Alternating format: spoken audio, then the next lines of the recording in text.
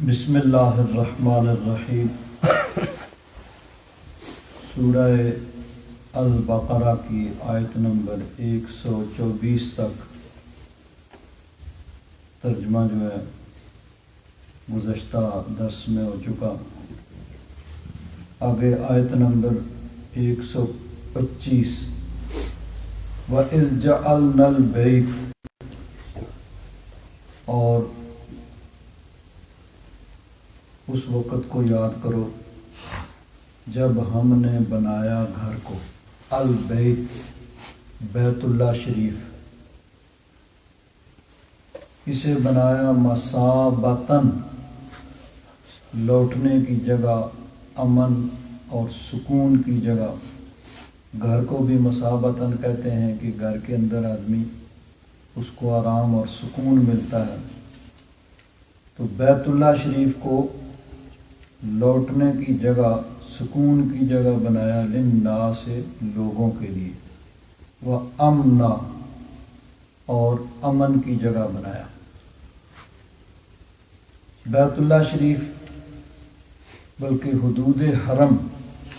ایک تو ہے مسجد حرام بیت اللہ شریف، ایک اس کے ارد گرد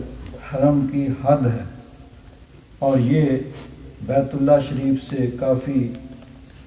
دور تک ہے، اور پھر اس کے آگے آ جاتا ہے ہل، اور پھر اس کے بعد یعنی باہر سے جو لوگ بھی جاتے ہیں پہلے آتا ہے میقات۔ میقات سے احرام باندھنا ضروری ہوتا ہے۔ مکہ شریف کے تمام اطراف میں بہت دور جو ہے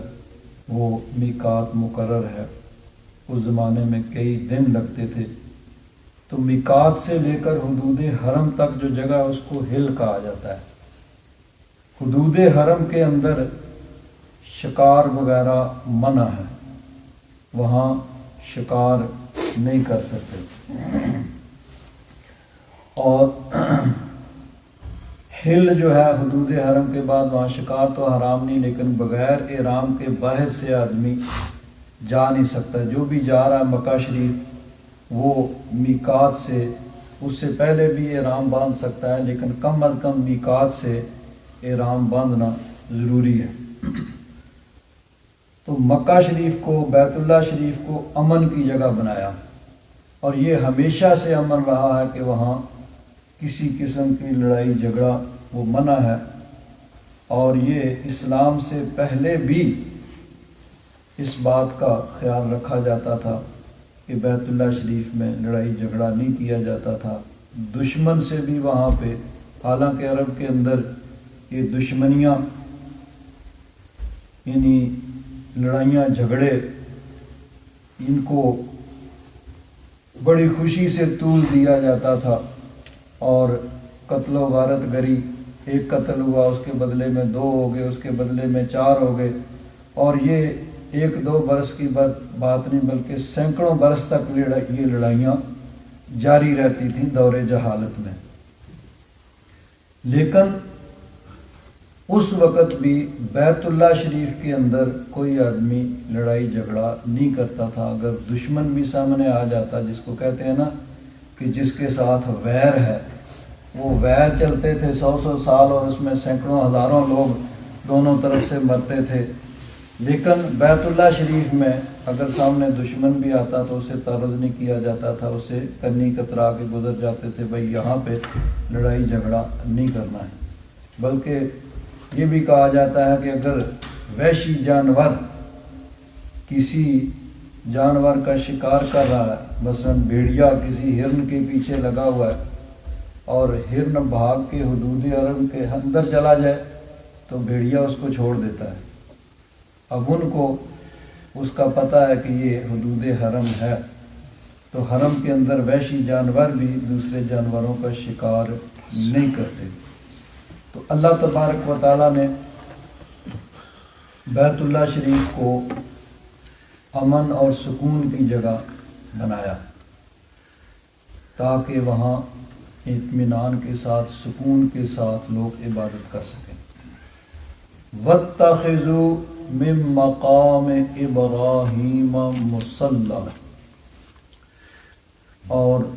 بناؤ مقام ابراہیم کو نماز کی جگہ، مصلی نماز پڑھنے کی جگہ، تو مقام ابراہیم کو نماز پڑھنے کی جگہ بناؤ۔ یہ علماء فرماتے ہیں کہ حکم استحباب کے لیے ہے، یعنی فرض یا واجب نہیں ہے، مستحب ہے، کہ کیونکہ امر عموماً تو وجوب کے لیے ہوتا ہے لیکن کبھی کبھی استحباب کے لیے بھی ہوتا ہے، تو یہاں امر استحباب کے لیے ہے کہ وہاں پہ نماز پڑھنا مستحب ہے۔ بعض علماء نے کہا کہ یہاں سے مراد طواف کی 2 رکعتیں ہیں، کہ جب بھی آدمی طواف کرتا ہے تو طواف کے بعد 2 رکعت واجب ہوتی ہیں۔ اب چاہے طواف عمرے کے لیے ہو، چاہے حج کا طواف ہو، چاہے نفلی طواف ہو، جب بھی طواف کیا جائے تو طواف کے بعد 2 رکعت نفل وہ ضروری ہوتے ہیں، 2 رکعت واجب ہوتی ہیں، اور ان کا مستحب یہ ہے کہ مقام ابراہیم یا اس کے قریب ہو۔ طواف جب بھی آدمی کرتا ہے، چاہے نفلی طواف ہی ہو، تو 7 چکر مکمل کرنا ضروری ہوتا ہے۔ جب شروع کیا تو اب اس کو مکمل کرنا، اور مکمل 7 چکر ہیں۔ اس دوران اگر اذان ہو جائے تو نماز پڑھ لے، اور باقی ماندہ جو ہے وہ بعد میں مکمل کرے۔ اگر وضو کی ضرورت پڑ جائے تو جا کے وضو کر کے آ کے باقی ماندہ جو ہے اس کو مکمل کر لے۔ تو طواف 7 چکر ہیں جب شروع کیا ہے، تو ویسے تو حج و عمرہ کا تو وہ مکمل کرنا ضروری ہے، اس کے علاوہ بھی نفلی طواف بھی شروع کیا ہے تو اس کو مکمل کیا جائے گا، اور طواف کے بعد 2 رکعت وہ واجب ہیں، ان کا پڑھنا ضروری ہے۔ اب یہ مستحب یہ ہے کہ مقام ابراہیم کے پاس ہوں۔ اللہ تعالیٰ نے فرمایا وَاتَّخِذُوا مِن مَقَامِ إِبْرَاهِيمَ مُصَلًّى، لیکن موجودہ دور میں اب چونکہ مقام ابراہیم جو ہے وہ بیت اللہ شریف کے بالکل قریب ہے، اور چند گز کے دروازہ خانہ کعبہ جو ہے اس کے دروازے کے چند گز کے فاصلے پہ وہ ایک شیشے کا یعنی خول ہے، اس کے اندر وہ پتھر ہے، اس جگہ وہ نصب ہے۔ اب وہاں پہ حج کے موسم میں بلکہ عمرے کے سیزن میں بھی وہاں پہ نوافل پڑھنا ممکن نہیں ہوتا، کہ اتنا زیادہ رش ہوتا ہے، طواف کرنے والوں کی اتنی زیادہ کثرت ہوتی ہے کہ وہاں نوافل پڑھنا ممکن نہیں ہے۔ تو اب بہتر یہ ہے کہ پیچھے ہٹ کے کوئی ایسی جگہ ڈھونڈی جائے جہاں نہ خود تکلیف ہو نہ دوسروں کو کوئی پریشانی ہو، وہاں پہ وہ نوافل ادا کیے جائیں۔ اگر تو ممکن ہو وہاں پہ آسانی کے ساتھ، یعنی خود بھی تکلیف نہیں ہے، دوسروں کو بھی کوئی تکلیف اور پریشانی نہیں ہے، تو پھر تو مستحب یہی ہے کہ مقام ابراہیم کے قریب وہ نفل پڑھے جائیں طواف کے۔ اور اگر جس طرح موجودہ دور میں حج کے سیزن میں اور عمرہ کے سیزن میں ممکن نہیں ہے، صرف 2 مہینے ایسے ہوتے ہیں سال میں، ایک حج کے بعد محرم کا مہینہ جب حاجی چلے جاتے ہیں، ابھی عمرے والے نہیں آنا شروع ہوتے، اور ایک رمضان شریف کے بعد جو ہے شوال کا مہینہ، اس میں بھی جب عمرے والے چلے جاتے ہیں حاجی ابھی نہیں آنا شروع ہوتے، تو ان 2 مہینوں میں بہت کم رش ہوتا ہے۔ اس وقت بھی، اس وقت یہ چیز ممکن ہوتی ہے کہ آدمی وہاں پہ نفل ادا کرے۔ باقی جو مہینے ہیں 10 مہینے، ان میں حج کا یا عمرے کا رش ہوتا ہے تو وہاں پہ نفل ادا کرنا ممکن نہیں ہوتا۔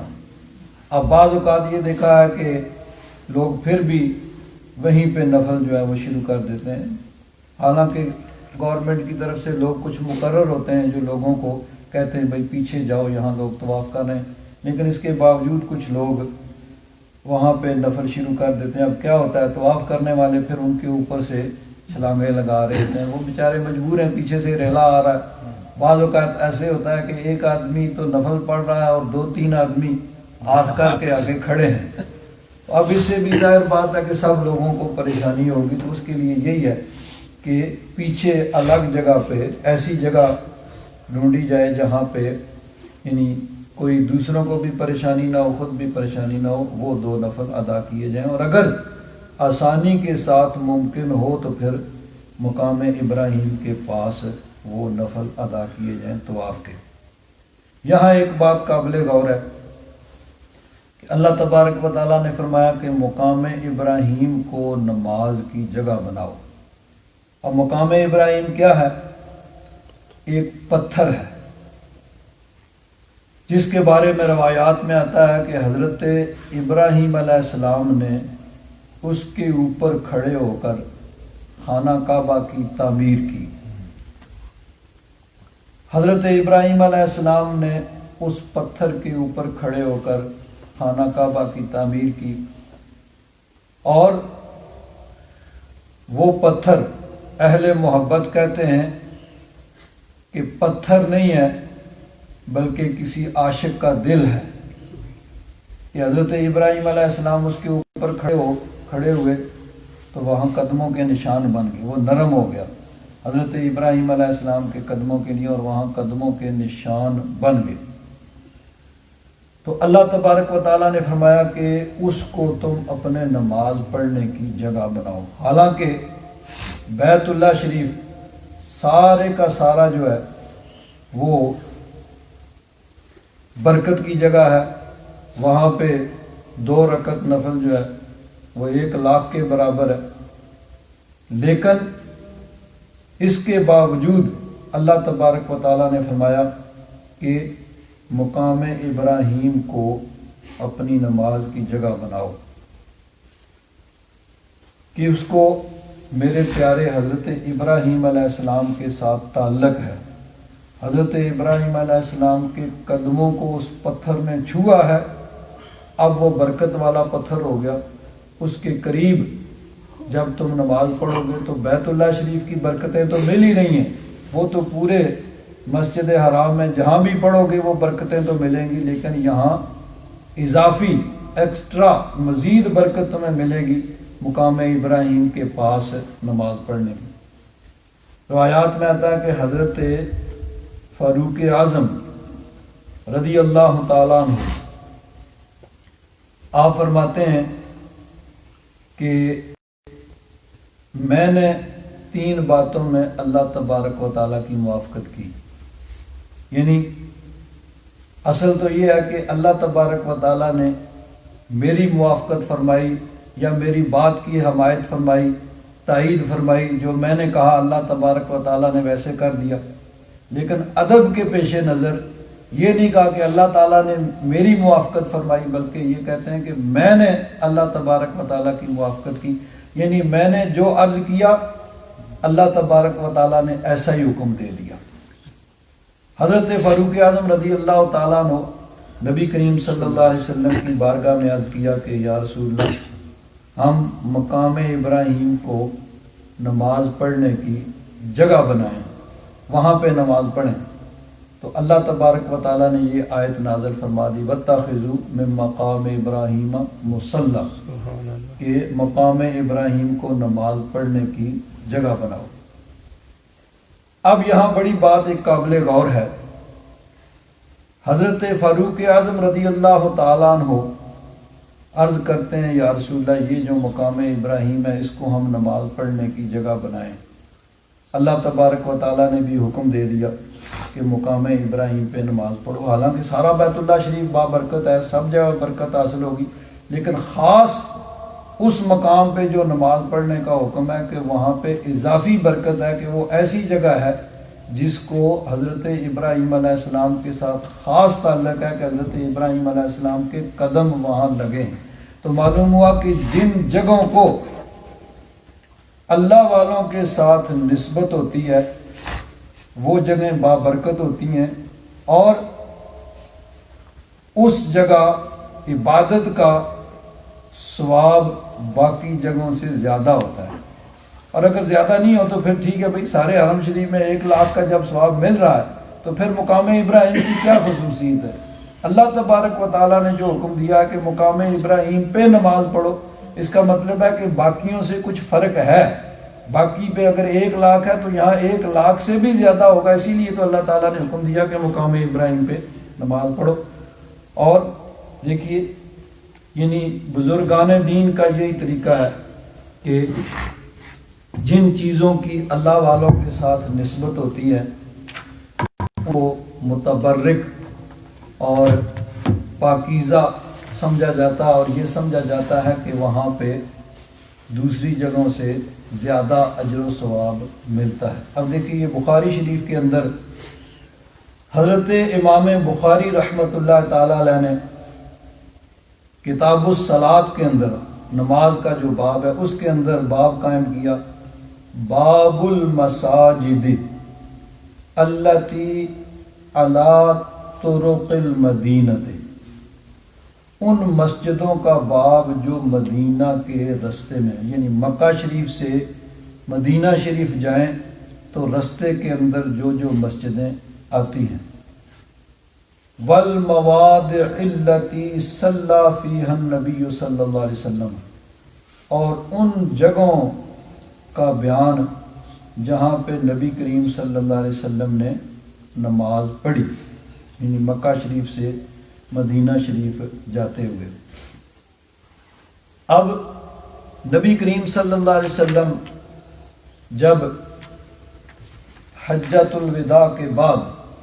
مکہ مکرمہ سے مدینہ منورہ کی طرف روانہ ہوئے تو یہ 7 دن کا سفر تھا، 7 دن لگے مکہ شریف سے مدینہ شریف پہنچتے ہوئے۔ اب 7 دنوں کی پھر 35 نمازیں بنتی ہیں، ہر دن کی 5 نمازیں، تو 35 نمازیں نبی کریم صلی اللہ علیہ وسلم نے رستے میں ادا فرمائیں۔ اب نبی کریم صلی اللہ علیہ وسلم نے تو وہ نمازیں جو ہیں وہ یعنی سفر پہ روانہ ہوئے، اب اس کے لیے کوئی یعنی یہ باقاعدہ پروگرام نہیں تھا کہ ہم نے فلاں جگہ ہی نماز پڑھنی ہے، جہاں ٹھہرے۔ اس زمانے میں یہی ہوتا تھا کہ دن کے اندر جتنا سفر ہوتا تھا، جہاں شام ہوئی یہ دیکھا جاتا تھا کہ کوئی ایسی جگہ ہو جہاں پانی وغیرہ کوئی چشمہ ہو تو وہاں پہ ٹھہرتے تھے۔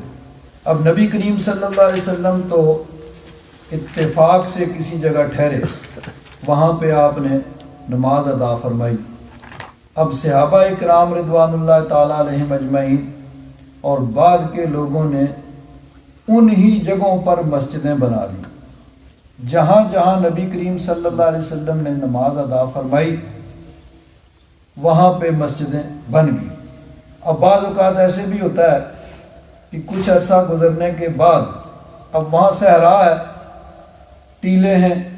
ایک جگہ نبی کریم صلی اللہ علیہ وسلم ٹھہرے، بعد میں کسی اہل محبت کو یہ معلوم ہوا کہ یہاں حضور نے قیام فرمایا تھا اور یہاں نماز ادا کی تھی، تو انہوں نے وہاں پہ مسجد بنوا دی۔ اب ممکن ہے کہ جہاں حضور کا خیمہ مبارک تھا وہ مسجد اس سے چند قدم ہٹ کے بنائی گئی ہو، کہ ان کو اتنا پتا ہے کہ اس جگہ حضور نے قیام کیا تھا۔ اب وہ ایگزیکٹ جگہ اس سے ہو سکتا ہے 2 قدم 4 قدم 10 قدم آگے پیچھے وہ مسجد بنی ہو۔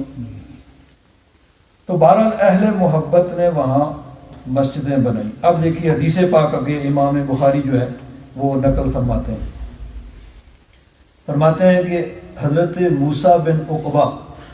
وہ فرماتے ہیں رأیت سالم بن عبد اللہ یتحری اماکن من الطریق فیصلی فیہا۔ فرماتے ہیں کہ میں نے حضرت سالم بن عبداللہ، یہ حضرت عبداللہ بن عمر کے پوتے ہیں، یعنی حضرت فاروق اعظم کے بیٹے حضرت عبداللہ کے بیٹے ہیں، سالم بن عبداللہ بن عمر۔ تو وہ یتحرہ کا معنی ہوتا ہے کوشش کے ذریعے کسی جگہ کو ڈھونڈنا، تو وہ کوشش کے ذریعے ڈھونڈتے تھے کس کو؟ اماکن من الطریق،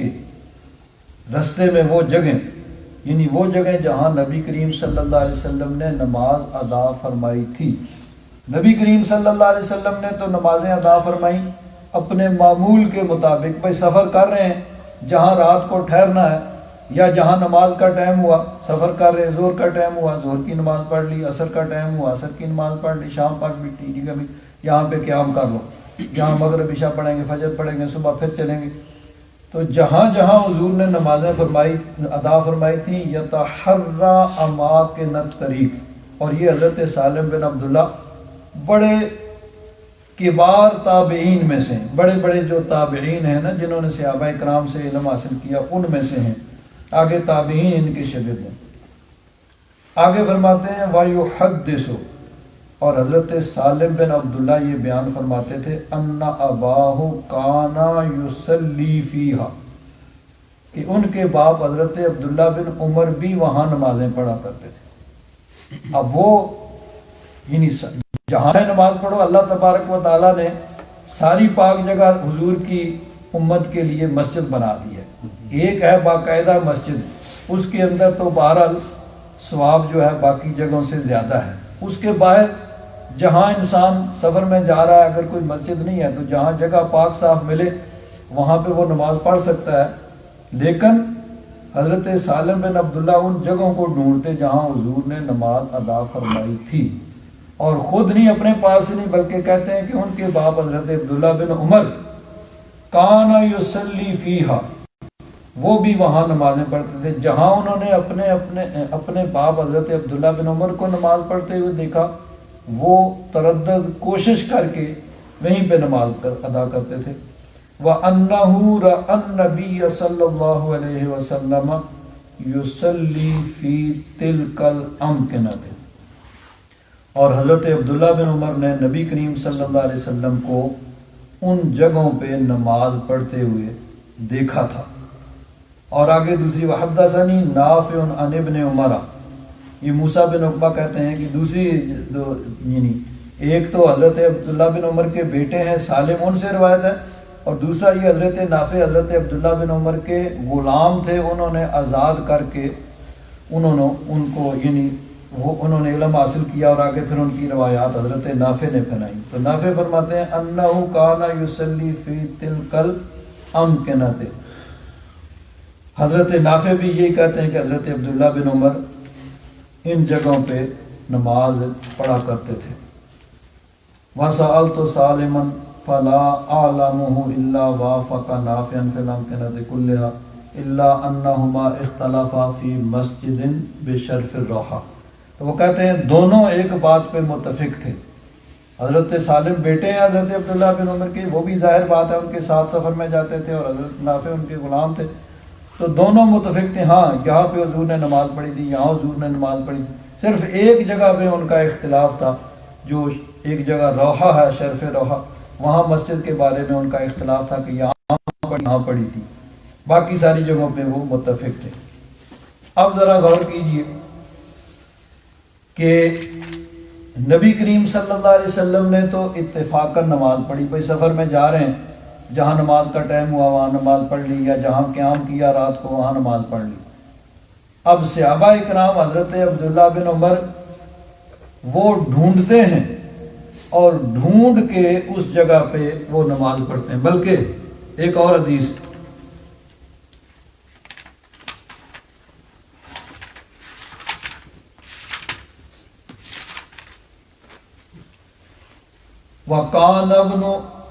وَأَنَّ ابْنَ عُمَرَ كَانَ يُصَلِّي إِلَى الْإِرْقِ الَّذِي عِنْدَ مَنْصِرِفِ الرَّوْحَةِ وَذَلِكَ الْإِرْقُ انْتِهَاءُ طَرْفِ عَلَى حَائِطِ الطَّرِيقِ دُونَ الْمَسْجِدِ الَّذِي بَيْنَهُ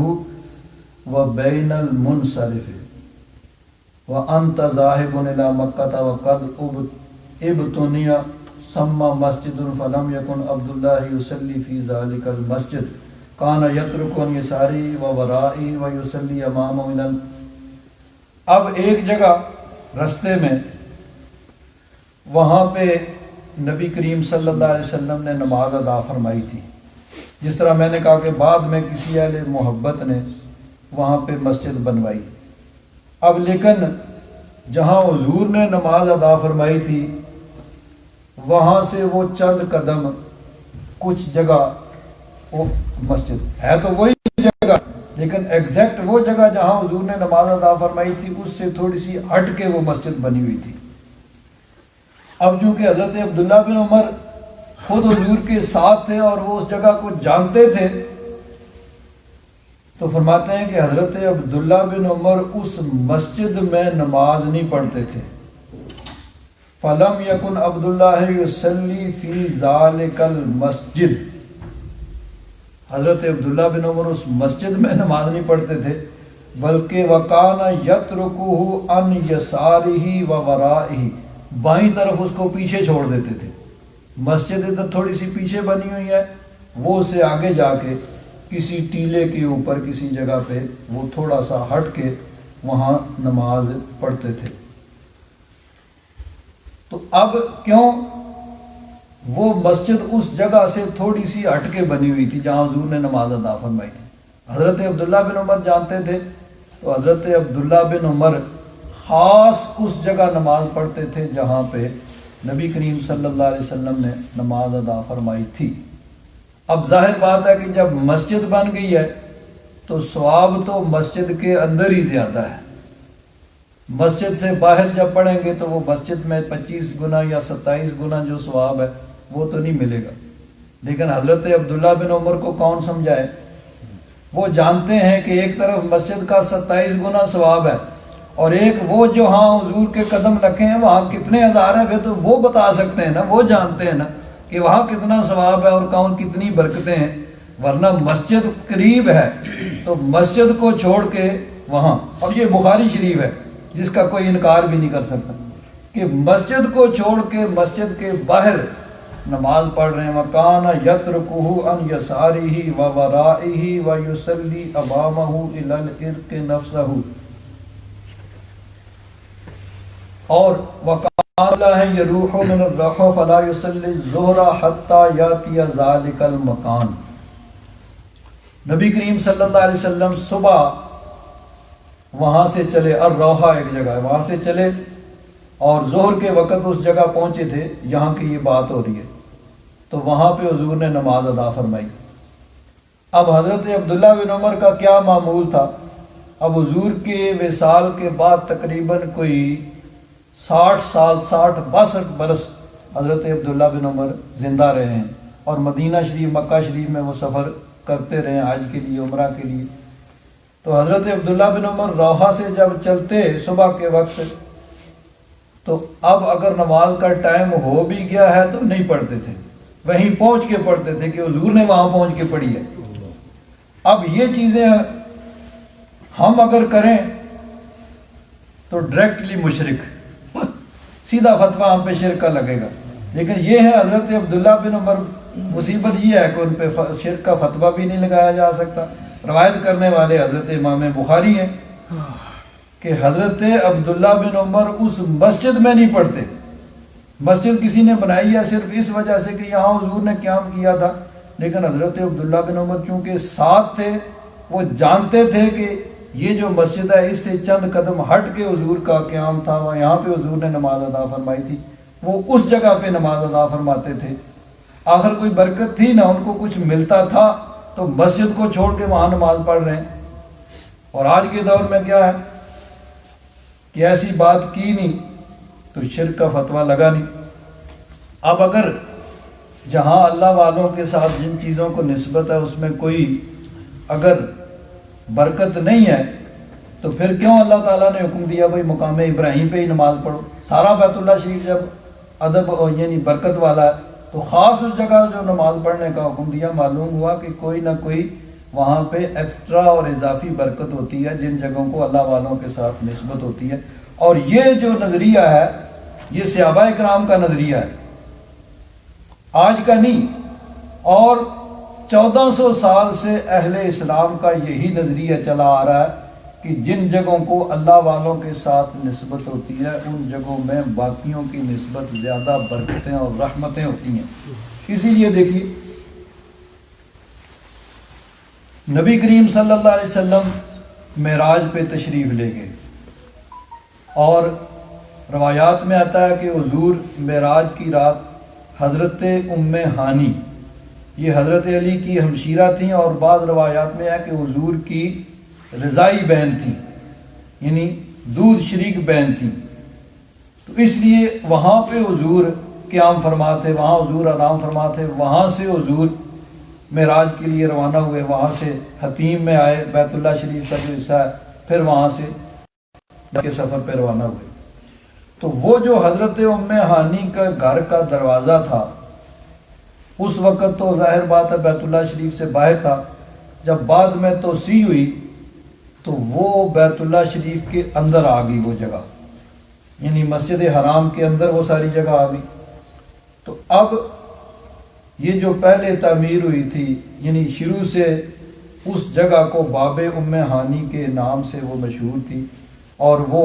وہاں لوگوں کو معلوم تھا کہ یہ وہ جگہ ہے حضرت ام ہانی کے گھر کا دروازہ،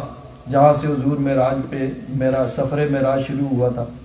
اب ترکیوں کے دور میں جو تعمیر ہوئی تھی، اس میں وہ برآمدے کے اندر، یعنی مطاف سے جب پہلی سیڑھیاں چڑھتے ہیں تو باب عبدالعزیز کی طرف وہ جگہ تھی، تو وہاں پہ ایک چبوترا سا بنا ہوا تھا نشانی کے طور پر، اور دونوں ستون جو ہیں، باقی سارے برآمدوں کے ستون اور طرح کے، وہ تھوڑے اور تھے، نشانی کے طور پر کہ معلوم ہو جائے کہ یہ جگہ باب ام ہانی ہے۔ اب کیا ہوتا تھا کہ اہل محبت وہاں جا کے نفل پڑھتے تھے، اور بیت اللہ شریف ہے، اللہ کا گھر ہے، پورے بیت اللہ میں نفل پڑھو، لیکن اس جگہ کو چونکہ حضور کے ساتھ نسبت ہے، ظاہر بات ہے وہاں برکتیں زیادہ، جس طرح جس جگہ کو حضرت ابراہیم علیہ السلام کے ساتھ نسبت ہے وہاں برکت زیادہ ہے، اللہ تعالیٰ فرماتا ہے کہ یہاں نفل پڑھو۔ تو ظاہر بات ہے کہ جس جگہ کو حضور کے ساتھ نسبت ہے، جہاں حضور کے قدم لگیں وہاں بھی برکتیں، تو لوگ وہاں پہ نفل پڑھتے تھے۔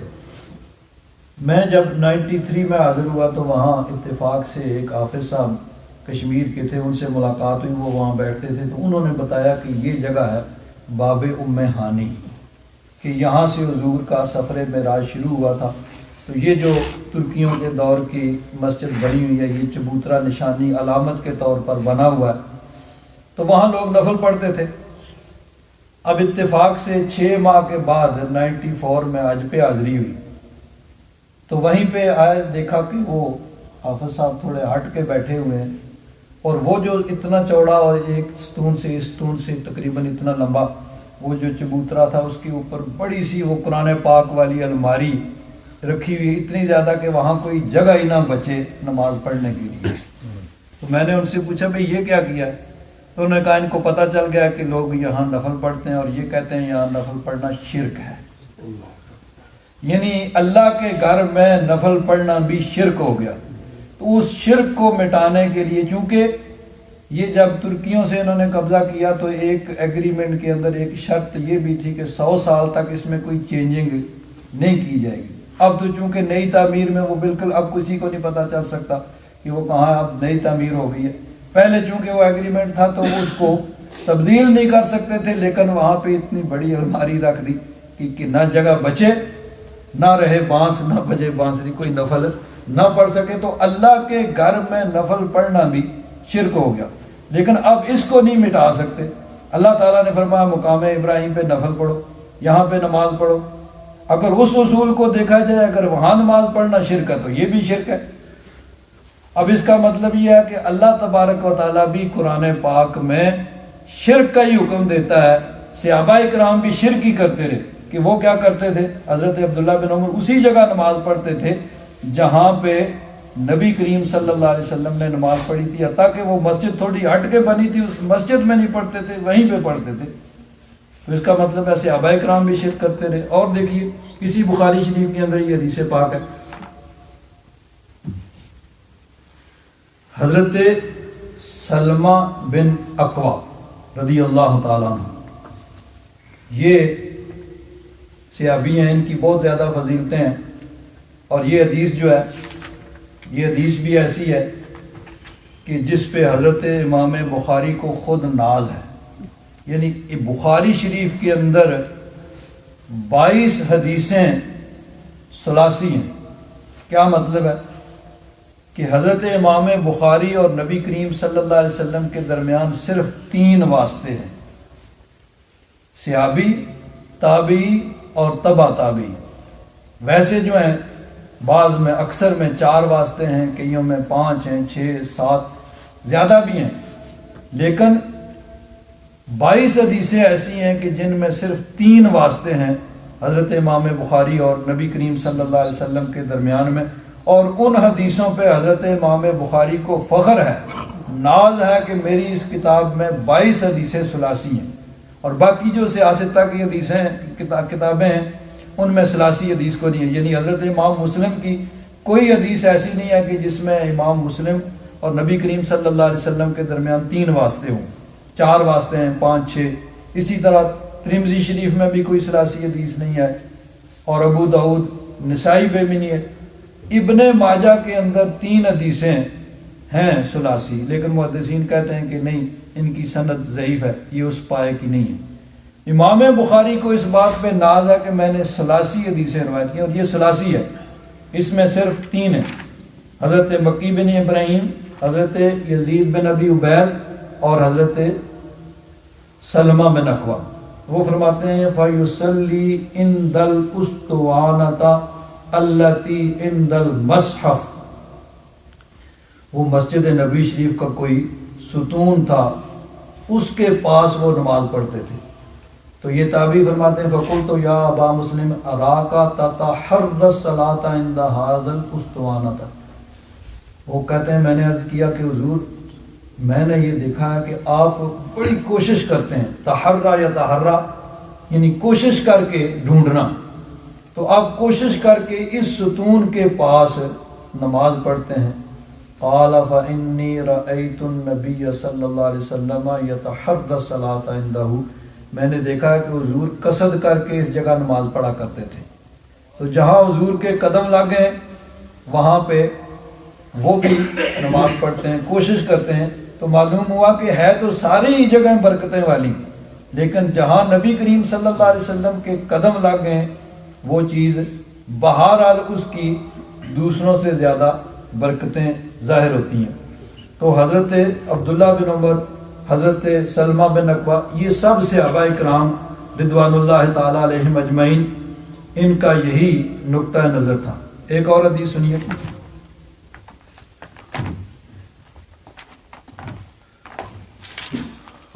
حضرت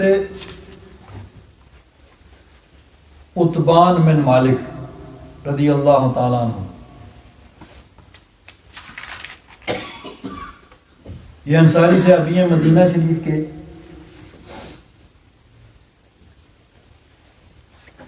ان عتبان بن مالک وہو من اصحاب رسول اللہ صلی اللہ علیہ وسلم، حضور کے صحابہ میں سے ہیں، ممن شاہد بدرن، بدری صحابی ہیں، من الانصار، یعنی وہ 313 صحابہ جو بدر میں شامل ہوئے، ان کی صحابہ میں بھی خاص شان ہے، تو یہ ان بدری صحابہ میں سے۔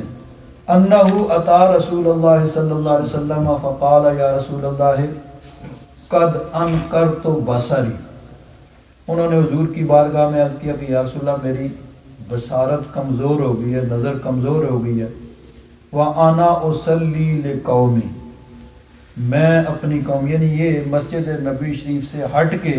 کسی محلے میں رہتے تھے اور اپنے محلے کی مسجد میں وہ امامت کرتے تھے، لوگوں کو نماز پڑھاتے تھے۔ تو انہوں نے عرض کیا حضور میں اپنے قوم کو نماز پڑھاتا ہوں، اب میری بصارت ہو گئی ہے کمزور۔ فَإِذَا كَانَتِ الْأَمْطَارُ سَالَ الْوَادِي، جب کبھی بارش ہوتی ہے نا تو پھر یہ درمیان میں جو نالا ہے اس میں پانی آ جاتا ہے، الَّتِي بَيْنِي وَبَيْنَهُمْ، میرے اور قوم کے درمیان، یعنی مسجد اور میرے گھر کے درمیان میں کوئی نالا بہتا ہے، جب بارش ہوتی ہے تو وہاں پانی آ جاتا ہے۔ پہلے تو ٹھیک ہے میری نظر صحیح تھی تو میں اس کو عبور کر کے کراس کر کے چلا جاتا تھا، اب چونکہ میری نظر ہو گئی ہے کمزور تو اب بارش کے موسم میں پھر میں مسجد میں نہیں جا سکتا۔ لم استطع ان آتی مسجدہم فاصلی بہم،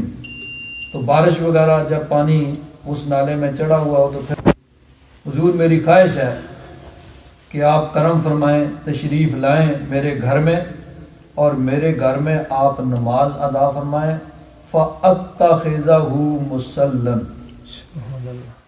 وہ کہتے ہیں کہ حضور آپ تشریف لائیں، میرے گھر میں نماز ادا فرمائیں، جس جگہ نماز آپ ادا فرمائیں گے اسی کو میں نماز کی جگہ بنا دوں گا، یعنی جب مسجد نہیں جا سکوں گا تو گھر میں اس جگہ نماز پڑھوں گا جہاں آپ نماز ادا فرمائیں گے۔ اب نبی کریم صلی اللہ علیہ وسلم آج کے دور کے اس فتوے کو دیکھا جب فرماتے تو میں تو یہاں شرک کو مٹانے کے لیے آیا ہوں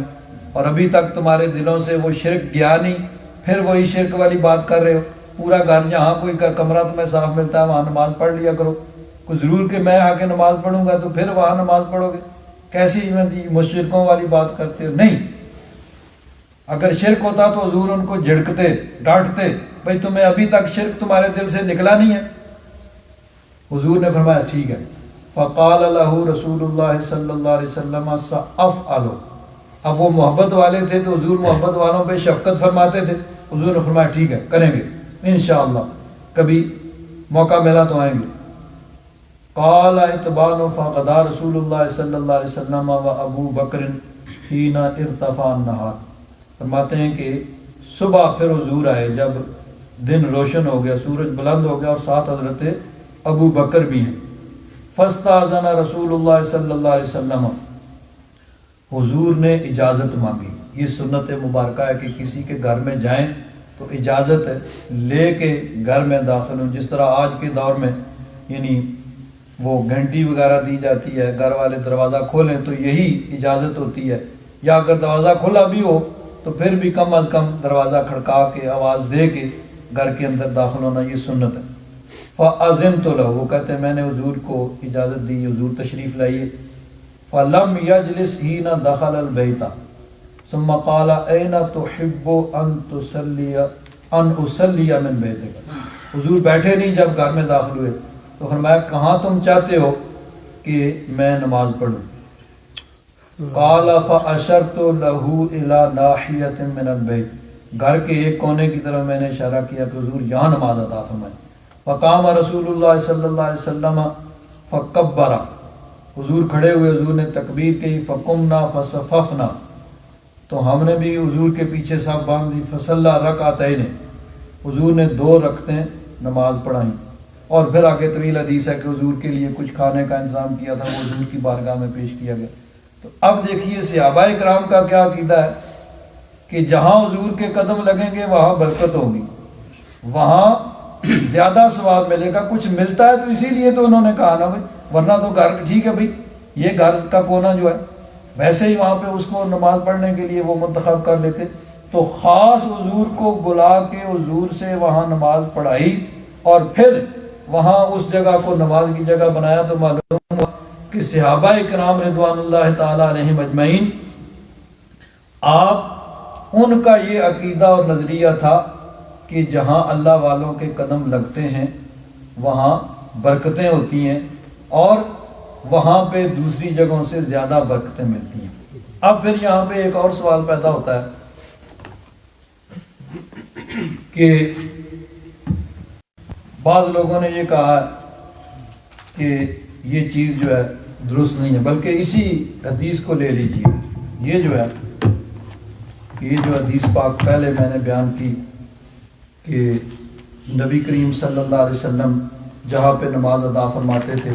صحابہ کرام رضوان اللہ تعالیٰ علیہ مجمعین پوری کوشش کر کے ان جگہوں کو ڈھونڈ کے وہاں پہ نمازیں ادا کرتے تھے۔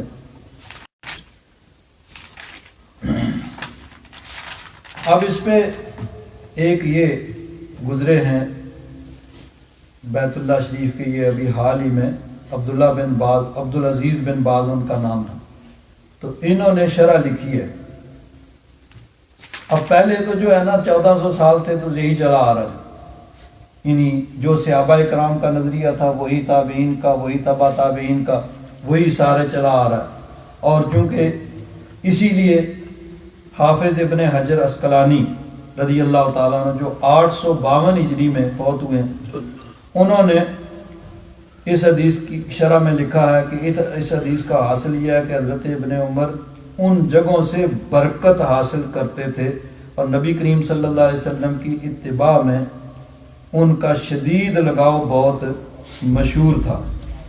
اب یہ چیز لکھی ہے، لیکن اب چونکہ موجودہ دور میں یہ چیز یعنی 1200 سال 1300-1400 سال بعد کچھ لوگوں کو سمجھ آ گئی کہ نہیں یہ تو شرک ہے. یعنی قرآن پاک میں بھی شرک کا حکم ہے اور حدیثوں میں بھی شرک کا حکم ہے. صحابہ کرام بھی شرک کرتے تھے اور 1400 سال تک لوگ یہی کرتے آ رہے ہیں. تو انہوں نے لکھا ہے یعنی یہ شیخ عبدالعزیز بن باز جن کو عبداللہ بن باز یہ لکھتے ہیں کہ حافظ ابن حجر اسقلانی جو ہیں انہوں نے صحیح نہیں لکھا, یہ درست نہیں ہے, یہ ایسے نہیں ہو سکتا. وہ لکھتے ہیں یہ لکھنا خطا ہے اور صحیح وہ ہے جو ہم پہلے لکھ چکے ہیں کہ نبی کریم صلی اللہ علیہ وسلم کے غیر کو آپ پر قیاس نہیں کیا جا سکتا. اور حق یہ ہے کہ حضرت عمر نے انبیاء علیہ السلام کے آثار کو تلاش کرنے سے منع کیا ہے اور اس شرک کے ذریعے کو بند کیا ہے. وہ اپنے بیٹے کی بہ نسبت اس چیز کو زیادہ جاننے والے تھے اور جمہور علماء نے حضرت عمر رضی اللہ تعالیٰ عنہ کی رائے پر عمل کیا ہے. یعنی جمہور سے مراد ان کا کوئی بھی نہیں ہے, 1200 سال 1300-1400 سال تک کوئی بھی نہیں ہے. ایک شیخ ابن تیمیہ اس نے اختلاف کیا, باقی سب لوگ ان کا یہی نظریہ تھا جو صحابہ کرام تھا. اور حضرت عتبان بن مالک کی حدیث اس کے خلاف نہیں ہے کیونکہ حضرت عتبان نے نبی کریم صلی اللہ علیہ وسلم کی اتباع کا قصد کیا تھا. اس کے برخلاف راستے میں جن جنگوں پر نبی کریم صلی اللہ علیہ وسلم نے نمازیں پڑھی تھیں ان کو تلاش کرنا اور ان پر نماز پڑھنا غیر مشروع اور ناجائز ہے. اب یہ کہہ رہے ہیں ناجائز ہے, اور حضرت عبداللہ بن عمر اس کا مطلب ہے وہ بھی مشرک. صرف ہم پہ فتویٰ نہیں ہے, یہ حضرت عبداللہ بن عمر بھی اسی کی زد میں آ گئے. اور جیسا کہ اس پر حضرت عمر کا فعل دلالت کرتا ہے اور جو شخص فعل کرے گا اس کا یہ فعل غلو اور شرک کی طرف لے جائے گا جیسا کہ اہل کتاب کا فعل تھا. اس کا مطلب ہے اب حضرت عمر کی طرف ایک بات منسوب کی جاتی ہے, وہ کیا ہے بڑے مشہور, یعنی ویسے تو اگر یعنی اس کو ٹیکنیکلی دیکھا جائے تو وہ حدیث ضعیف ہے, لیکن چونکہ اپنا مقصد ہو تو ضعیف کو بھی کبھی بنا لیا جاتا ہے اور جہاں اپنے مزاج کے خلاف ہو وہاں صحیح حدیث کو بھی ضعیف کیا. عام طور پر یہ کہا جاتا ہے کہ حضرت عمر فاروق نے اس درخت کو کٹوا دیا تھا جس کے نیچے صحابہ کرام نے بیعت رضوان کی تھی. صلح حدیبیہ کے موقع پہ نبی صلی اللہ علیہ وسلم ایک درخت کے نیچے تشریف فرما تھے, تو نبی کریم صلی اللہ علیہ وسلم نے صحابہ کرام کو بلایا. بڑا طویل واقعہ ہے کہ حضرت عثمان غنی رضی اللہ تعالیٰ عنہ مکہ شریف گئے حضور کے سفیر بن کے بات چیت کرنے کے لیے. تو لشکر کے اندر یہ افواہ پھیل گئی کہ حضرت عثمان غنی کو مکہ والوں نے, کافروں نے, مشرکوں نے شہید کر دیا ہے. اب یہ جھوٹی خبر تھی لیکن پھیل گئی, ایک سے دوسرے, دوسرے سے تیسرے, سنا ایسے سنا ایسے سنا, بس کرتے کرتے سب میں پھیل گئی. تو صحابہ کرام بڑے پریشان بھی اور جوش بھی بڑا کہ ہم بدلہ لیں گے. نبی کریم صلی اللہ علیہ وسلم نے فرمایا کہ اچھا ٹھیک ہے بھائی, آؤ میرے ہاتھ پہ بیعت کرو کہ ہم حضرت عثمان غنی کے قتل کا بدلہ لیں گے, اس کے بغیر نہیں جائیں گے. اب سب صحابہ کرام اس درخت کے نیچے بیٹھ کے اس بات پہ بیعت کر رہے ہیں کہ ہم حضرت عثمان غنی کی شہادت کا بدلہ لیں گے. اب یہاں پھر یہ سوال پیدا ہوتا ہے کہ نبی کریم صلی اللہ علیہ وسلم کو پتہ نہیں تھا. ادھر سے ہم کہتے ہیں کہ حضور کو اللہ تبارک و تعالیٰ نے غیب کا علم دیا. چاہیے تو یہ تھا کہ حضور کہتے بھائی نہیں, جوش میں آنے کی ضرورت نہیں ہے, کوئی بات نہیں ہے, یہ جھوٹی خبر ہے, حضرت عثمان غنی زندہ ہے. لیکن حضور نے یہ نہیں فرمایا, سب سے بیعت لے رہے ہیں. جب سب بیٹھ چکے تو نبی کریم صلی اللہ علیہ وسلم نے فرمایا کہ یہ میرا ہاتھ جو ہے یہ عثمان کا ہاتھ ہے اور یہ میں عثمان کی طرف سے بیعت کر رہا ہوں. مت یہ تھا کہ وہ زندہ ہیں, موجود نہیں ہیں, چلو میں اپنا ہاتھ ان کا ہاتھ قرار دے کے ان کی طرف سے بیعت کر رہا ہوں. اور مقصد کیا تھا کہ صحابہ کرام کے اس جذبے کو اللہ تبارک و تعالیٰ نے قرآن پاک میں بیان فرمایا اور قیامت تک کے لیے لوگوں کو ان کا جذبہ جو ہے اس کا علم ہو. اللہ تعالیٰ نے فرمایا لقد رضی اللہ عن المؤمنین, بے شک اللہ تبارک و تعالیٰ خوش ہوا, راضی ہوا ان مومنوں سے, اذ یبایعونک تحت الشجرہ, کہ وہ اس درخت کے نیچے بیٹھ کے آپ سے بیعت لے رہے تھے. تو بیعت لے کے صحابہ اکرام کے اس جذبے کو ظاہر کیا قیامت تک کہ مسلمانوں کو ان کا جذبہ بھی معلوم ہو جائے, اور ساتھ یہ بھی بتا دیا کہ یہ نہ کہنا کہ مجھے پتہ نہیں عثمان زندہ ہے, دیکھو میں ان کی طرف سے بیعت بھی کر رہا ہوں. فعلم ما فی قلوبہم, اللہ تبارک و تعالیٰ ان کے دلی جذبات کو جانتا ہے. فانزل السکینۃ علیہم, اللہ تبارک و تعالیٰ نے اپنی رحمت اور برکت ان پہ اتاری. اب کیا ہوا؟ بعض ضعیف روایات میں یہ ہے کہ حضرت فاروق اعظم نے اس درخت کو کٹوا دیا تھا, اور بڑے شد و مد کے ساتھ اس بات کو بیان کیا جاتا ہے کہ حضرت فاروق اعظم نے اس درخت کو کٹوا دیا تھا. کہ بعض کہتے کہ لوگ وہاں پہ شرک کر رہے تھے, اس درخت کو چاٹ رہے تھے, چوم رہے تھے, اس کے سجدہ کر رہے تھے. بعض کہتے ہیں کہ حضرت فاروق اعظم کو خطرہ تھا کہ کہیں لوگ اس کی پوجا نہ شروع کر دیں, اس سے برکت حاصل نہ کرنا شروع کر دیں, اس لیے حضرت فاروق اعظم نے اس درخت کو کٹوا دیا تھا. حالانکہ یہ حدیث, یہ روایت ہے لیکن ضعیف ہے, کسی معتبر بخاری مسلم صحاح ستہ کے اندر نہیں ہے, دیگر کتابوں کے اندر ہے, اور یعنی ضعیف روایت ہے. لیکن اب چونکہ اپنے مزاج کے مطابق ہے تو اس کو بڑے شد و مد کے ساتھ پھیلایا جاتا ہے. حضرت فاروق اعظم کا یہ مزاج نہیں تھا. اگر حضرت فاروق اعظم کو یہ شکوہ, یہ خطرہ ہوتا کہ لوگ اس کو پوجیں گے, اس کی پرستش کریں گے, تو بہتر ہے کہ اس کو کاٹ دیا جائے. اگر ان کا یہ مزاج ہوتا تو پھر یہ حضور کی بارگاہ میں کیوں عرض کرتے کہ یا رسول اللہ اس مقام ابراہیم کو ہم نماز کی جگہ بنائیں. ان کا مزاج تو یہ تھا, وہ تو اللہ والوں کی آثار سے برکتیں حاصل کرنے والے تھے, نہ کہ ان کو مٹانے والے تھے. اور بات اصل میں یہ ہے کہ یہ ممکن ہی نہیں ہے کہ حضرت فاروق اعظم نے اس درخت کو کٹوایا ہو. کیوں؟ اللہ تبارک و تعالیٰ کی حکمت یہ تھی کہ اللہ تبارک و تعالیٰ نے اس درخت کی تعیین ہی صحابہ اکرام کے ذہنوں سے مٹا دی. کیونکہ روایات میں آتا ہے بہت سے صحابہ اکرام, حضرت عبداللہ بن عمر, حضرت جابر بن عمر, یہ فرماتے ہیں کہ ہم 1 سال کے بعد وہاں گئے. یعنی وہ جو تھا حدیبیہ,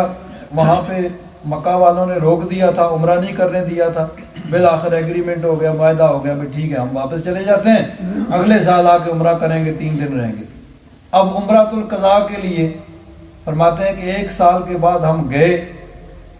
تو وہاں ڈھونڈ رہے, وہاں میدان تھا, میدان کے اندر جس طرح یہ ستون ہے, بہت سے درخت, کوئی کہہ رہا ہے یہ وہ درخت تھا, کوئی کہہ رہا ہے یہ وہ درخت تھا, کوئی کہتا نہیں وہ تھا. تو فرماتے ہیں کسی بھی درخت کے بارے میں 2 آدمی متفق نہیں ہو سکے کہ یہ وہ درخت ہے جس کے نیچے ہم نے بیعت کی تھی. اس کا مطلب ہے مزاج کے اندر یہ بات تھی کہ ڈھونڈیں اس درخت کو, وہاں سے برکتیں حاصل کریں. لیکن حکمت خداوندی یہ تھی کہ اس کی تعیین ویسے بھی ہے کہ اس میدان کے اندر جس وقت وہ بیعت کر رہے تھے اس وقت کسی کے ذہن میں یہ بات نہیں ہوگی کہ ہم اس درخت کو یاد رکھیں, اگلے سال آئیں گے تو پھر یہاں, اس وقت ذہن میں نہیں تھا. اب سال کے بعد گئے تو پورا میدان ہے, پورے میدان کے اندر بہت سے درخت ہیں, تو کوئی پتہ نہیں چل رہا کہ کون سا وہ درخت تھا. اب 1 سال کے بعد تو وہی صحابہ جنہوں نے وہاں بیعت کی تھی وہ تو متفق نہیں ہو رہے کہ کون سا درخت تھا. تو پھر حضرت فاروق اعظم نے کس درخت کو کٹوایا تھا بھائی؟ جب صحابہ کرام جو بیعت کرنے والے ہیں 1 سال کے بعد وہ متعین نہیں کر رہے کہ کون سا درخت تھا, تو پھر حضرت فاروق اعظم نے کس درخت کو کٹوایا جب پتہ ہی نہیں کہ کون سا درخت ہے؟ تو یہ روایت ہے ہی ضعیف ہے, غلط ہے, خواہ مخواہ اس کو پھیلایا جاتا ہے. انہوں نے اس درخت کو کٹوایا تھا. حضرت فاروق اعظم کا یہ مزاج ہی نہیں ہے. اگر ان کو شرک کا خطرہ ہوتا تو کہتے بھائی پتھر ہے, پہلے لوگ پتھروں کو پوجتے تھے, اس کو کہیں پوجا نہ شروع کر دیتے. وہ کہتے حضور اس کو اٹھا کے کہیں چھپا دیں, یہ نہ ہو کل آپ کے وصال کے بعد لوگ اس کی پوجا شروع کر دیں. نہیں, ان کا مزاج تو یہ تھا کہ جہاں اللہ والوں کے قدم لگتے ہیں وہاں برکتیں ہوتی ہیں. تو اس لیے انہوں نے عرض کیا کہ اس کو ہم نماز کی جگہ بنائیں، اور اللہ تبارک و تعالیٰ نے بھی حکم دے دیا وَاتَّخِذُوا مِن مَقَامِ إِبْرَاهِيمَ مُصَلًّى کہ مقام ابراہیم کو نماز کی جگہ بنا لو۔ تو حضرت فاروق اعظم رضی اللہ تعالیٰ عنہ نے یہ کہنا کہ اس کو کٹوا دیا، ہاں اگر مان بھی لیا جائے کہ کٹوایا تو اس لیے کہ وہ صحابہ جو خود اس میں موجود تھے وہ تو متعین نہ کر سکے، تو بعض کے لوگوں نے اپنے طور پر کسی درخت کو متعین کر لیا ہوگا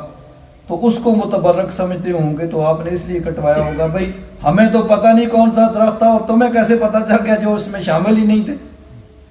ورنہ اگر یہ بات مان لی جائے کہ لوگ وہاں اس کو چوم رہے تھے، چاٹ رہے تھے، اس کو پوجا کر رہے تھے، اس کو سجدہ کر رہے تھے،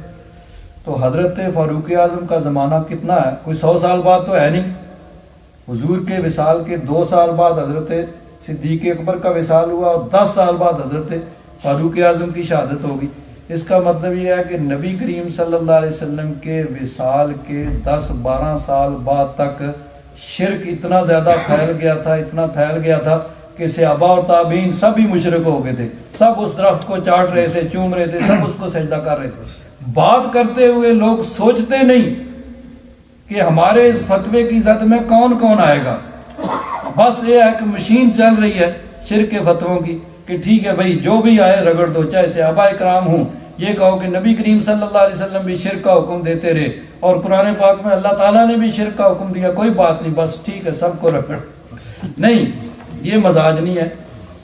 شریعت کا مزاج یہ ہے کہ جہاں پہ حضرت ابراہیم علیہ السلام کے قدم لگے ہیں،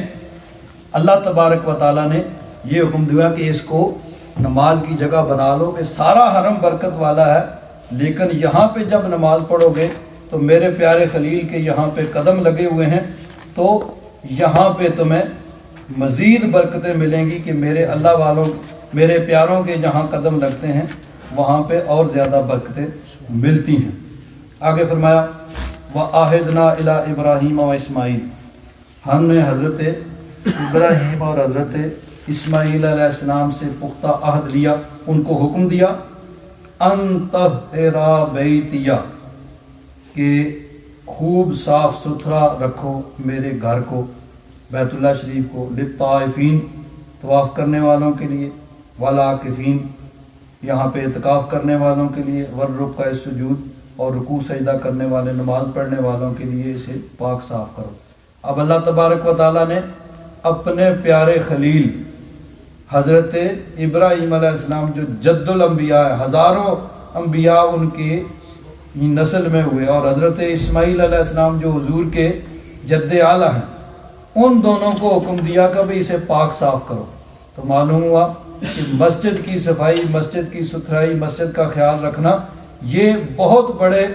یعنی شرف کا اور مرتبے اور مقام اور ثواب کا کام ہے کہ اللہ تبارک و تعالیٰ اپنے پیارے خلیل حضرت ابراہیم علیہ السلام اور حضرت اسماعیل علیہ السلام کو یہ حکم دے رہا ہے کہ خود صاف کرو۔ بھائی دوسروں کو بھی کہنے کی ضرورت نہیں ہے، خود اس کو صاف ستھرا رکھو۔ جو یہاں پہ عبادت کے لیے آتے ہیں، طواف کے لیے آتے ہیں، اعتکاف کے لیے آتے ہیں، رکوع سجدہ نماز پڑھنے کے لیے آتے ہیں، ان کے لیے اس کو پاک صاف کرو۔ تو معلوم ہوا کہ مسجد کی صفائی، مسجد کی ستھرائی، مسجد کا خیال، مسجد کا یعنی خیال رکھنا یہ بہت بڑے ثواب کا کام ہے۔ نبی کریم صلی اللہ علیہ وسلم کی حدیث پاک ہے، نبی کریم صلی اللہ علیہ وسلم نے فرمایا اذا رأیتم، جب کسی ایسے شخص کو دیکھو جو مسجد کا خیال رکھتا ہے، یعنی مسجد کے کام کاج، آنا جانا، ضروریات کو پورا کرنا، ایسے یعنی مسجد کا جو خیال رکھتا ہے، فاشہدوا لہ بالایمان، تو تم آنکھیں بند کر کے اس کے ایمان کی گواہی دے دو۔ اللہ تبارک و تعالیٰ سب کو توفیق عطا فرمائے۔ الحمدللہ رب العالمین والصلاة والسلام علی حبیبہ سیدنا و مولانا محمد وعلی آلہ وصحبہ اجمعین۔ اللہم انک عفو کریم تحب العفو فاعف عنا یا غفور یا غفور یا غفور۔ صلی اللہ علی حبیبہ سیدنا و مولانا محمد وعلی آلہ وصحبہ اجمعین برحمتک یا ارحم الراحمین۔